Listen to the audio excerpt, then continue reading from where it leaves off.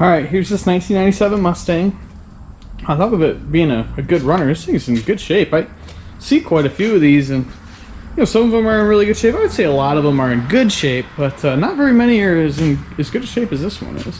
It's got a Trickflow cylinder head on it. So built by the man with a little bit more static compression. He told me, but I do not remember what the static number was. I see the Trickflow valve covers there. But headers still through Cadillac converters. It's a stick shift car. Yeah, so still on pump gas. But yeah, you work on enough of these. Like I said, this car's really nice. The interior in this thing's gorgeous. I was taking my boots off to work on it because it's just nice. I say that and the floor mat looks pretty dirty, but anyway, give you an idea here how clean this car is. Yeah, it's just in really good shape as far as these earlier S197, listen to me, SM95s get, or at least what we see. But yeah, I'm gonna jump into this thing and finish dialing in the full throttle stuff here and see what final number we can come up with, and yeah, check it out. It's cool.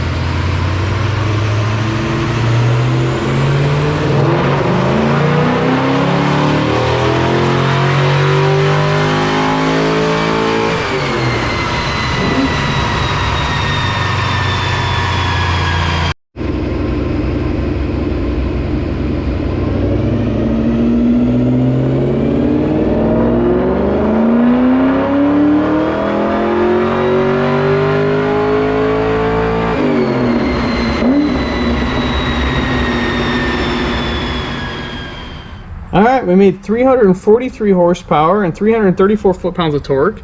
It made peak power around 6,200. So back here is 6,000. This is 63 up here, so it's pretty flat through there. But yeah, definitely a good-looking power curve. And like I said, I believe, I can't remember, definitely since I've been doing the YouTube channel stuff, this is the most powerful naturally aspirated 2-valve we've done. That said, I have tuned, I've been tuning 3 cars a week for like, I don't know, a long time. So I may have done a more powerful one in the past, but this is definitely the most powerful one we've had on the YouTube channel, no doubt. But yeah, again, it is just a good looking car and a good runner at that. Excited to get this thing back to him and see what he thinks. It ran okay before, but when I started with it, it was extremely lean, as in full throttle was a 14-to-1, which is, stoic at watt. And I was able to get the air fuel correct and pull 4 degrees of timing out of it and still make a better number than what it initially made. Not by much. It was very aggressive, obviously being very lean and a lot of timing. It made 338 the first hit, so we only gained like 5 horsepower. But yeah, it's much safer, and the drivability has improved as well, which is important, right? But yeah, I'm gonna get this thing off of here and let him know it's done so he can come grab it, and I will start on the next project.